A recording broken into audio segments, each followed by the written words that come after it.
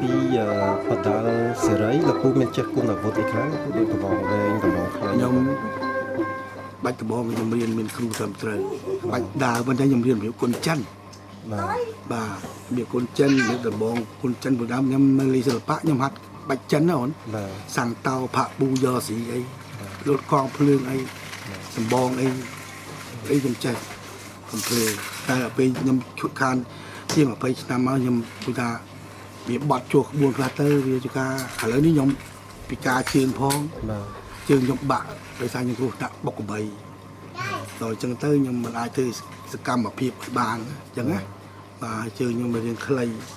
ប៉ុន្តែការហាត់រៀនរបស់ខ្ញុំមានគ្រូត្រឹមត្រូវបាទលោកគ្រូដែលចេះហាត់ក្បាច់គុណតបអាវុធជាមួយលោកពូហ្នឹងលោកពូជាគ្រូឪពុកមីលោកពូហ្នឹងហើយឪពុកមីផងហើយគ្រូរបស់ខ្ញុំច្រើនទៀត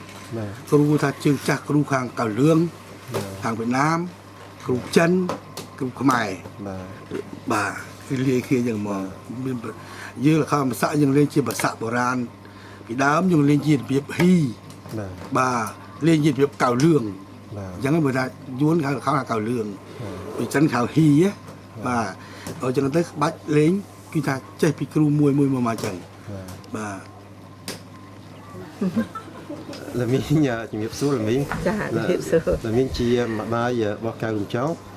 លមីងហេតុដូចម្ដេចមកឲ្យកូនលមីងហាត់បាច់គុណបដាល់សេរីលមីងកូនវាចង់ខ្លួនឯងកូនចង់មួយឪពុកប្រខំប្រហាត់សិស្សពីដើមមកច្រើនដល់កូនឃើញឪពុកហាត់ទៅចូលហាត់គេទៅបាទចូលហាត់ទៅក៏ចេះទៅក៏ទៅវាយខ្លួនឯងចោះឈ្មោះវាយខ្លួនឯងមកបាទ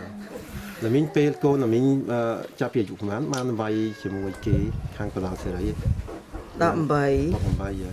ចុះថ្ងៃទី1ដែលកូនលមីងឡើងលើខ្សែវៀនវាយជាមួយគេតើលមីងរកភ្លើបយ៉ាងណាលមីងឬមួយភ័យអត់ភ័យផងឲ្យវាធ្លាប់វាយពីដើមមកបាទឲ្យវាវាយតែចាញ់អ្នកណាផងលោកពូបានប្រកួតប្រហែលដងហើយលោកពូនៅលើខ្សែវៀនការយើងនិយាយពីគូបើកឆាកពីក្មេងយើងមិននិយាយទេវាតូចពេកណាបាទយើងបើកឆាកតាមប៉ុនតាមវត្តតាមវាយបាទហើយខ្ញុំចាប់វាយពី79វាចូលថាជិត30ដងដែរបាទខ្ញុំវាយនៅបាត់បងវាយនៅជីដែនបាទហើយវាយតាមខេត្តហើយលមីងបានស្គាល់លោកពូតាមលក្ខណៈតាមណាលមីងតាមបានស្គាល់គ្នាដំបូងកាត់លេងសិល្បៈបាទខោនភាសាបាទចុះហេតុមិនបានលមីងបានទៅស្រឡាញ់លោកពូមានប្រវត្តិយ៉ាងណាមានទឹកចិត្តយ៉ាងណាលមីងវត្តមកមើលខោនឃើញឆ្លាញ់គ្នា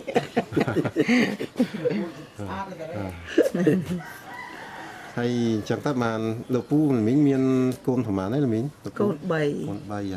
កូនប្រុសប្រហែលលមីងស្រី2បងប្រុសពៅកែវរំចង់ហើយលមីងឃើញកូនលមីងឥឡូវវាយប្រកែខាងបណ្ដាសេរីចឹងហើយល្បីក្នុងមកស្រុកខ្មែរហើយមកភពលោកចឹងលមីងរំភើបចិត្តយ៉ាងណារំភើបចិត្តយ៉ាងខ្លាំងភើបមែនតើមិននឹកស្មានថាការថាកូនមើលឃើញតែកូនល្អដែរប៉ុន្តែមិនស្មានថាវាឈានដល់ដំណាក់កាលហ្នឹងណាអូនបាទដល់ឃើញហ្នឹងទៅវាថាគួររំភើបសើវាសនារបស់កូនបាទហើយលោកពូទីទៀតលមីងកែវរំចង់បានទៅវាយស្រុកប្រាំងហើយជាលើកទី2ហើយលោកពូលោកពូសប្បាយចិត្តទេលមីងសប្បាយចិត្តពួកគេទៅយូរហើយគេទៅយូរបាទវាស្នារបស់កូនល្អមិនដែលបានទៅដល់កូនបានទៅវាយពីដើមមកជើងខ្លាំងដែរមិនដែលចេះចាញ់អ្នកណាសោះបែកម្ដងក៏មិនដែលបែកកែវរំចង់បែកមានបែកមិនដែលបែកសោះហើយតាមលោកពូសង្កេតមើលទៅកីឡាករឥឡូវខ្លាំងជាងមុនលោកពូហើយបាទទី1កីឡាករខ្មែរយើងទី2កីឡាករបរទេសបាទពូបើតាខ្ញុំសង្កេតមើលពីចំនួនមុនក៏ខ្លាំងដែរអូនបាទហើយថៃក៏គេខ្លាំងដែរមិនចឹងណាពីដើមមានច្រើនបែបមួយថៃបាទដល់បញ្ចូលចំនួននេះគាត់ថាយើងទេគ្រូ ពីដើមក៏សល់សេះសល់បង្ហាត់យើងក៏ច្រើនបច្ចេកទេសហ្នឹងគឺថាសិតចេញពីគ្រូជើងចាស់អស់បាទដល់អញ្ចឹងទៅបង្ហាត់ទៅឃើញតែកីឡាករយើងវាលូតលាស់ខ្លាំងណាបាទអភិវឌ្ឍខ្លួនបានច្រើនហើយឡើងដល់កម្រិតឥឡូវនេះដល់បាច់គុណអញ្ចឹងវាឆ្លងដល់ពិភពលោកគេទទួលស្គាល់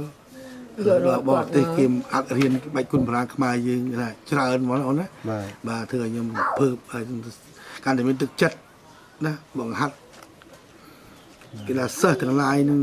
ទឹកចិត្តស្រឡាញ់កីឡាករគិតតែខ្លាំងឡើងបាទគាត់ថាចេះគាត់ថា